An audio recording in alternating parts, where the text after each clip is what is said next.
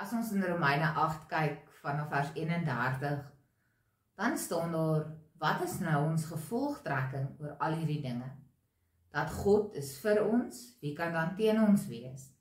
Hy het sy eie seun nie gespaar nie, maar hom oorgelewer om ons almal te red. Sal hy ons dan nie al die ander dinge saam met hom uit genade skenk nie? Wie kan die uitverkorenes van God aankla? God self spreek hulle vry. Wie kan ons veroordeel? Christus Jesus het gesterf, maar meer as dit, hy is uit die dood opgewek.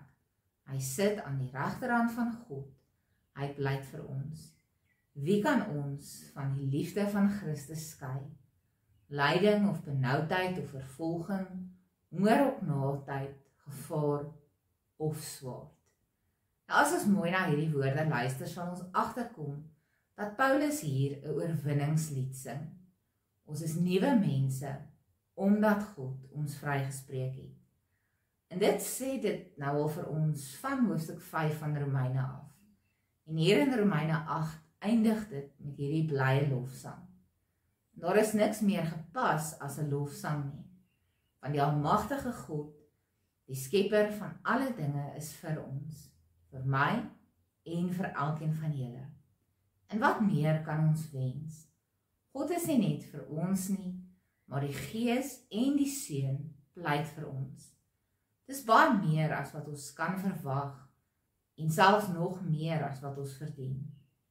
En ons kry hier 'n lys van 'n klomp bedreigings, dinge wat ons lewe en ons situasie in gedrang kan bring. Dit is maar 'n antieke tydse lysie wat hoort in Paulus se tyd. So ons kan eintlik enigiets hier byvoeg wat in jou lewe bedreigend is en wat jou situasie benadeel. Ons kan dit baie prakties maak.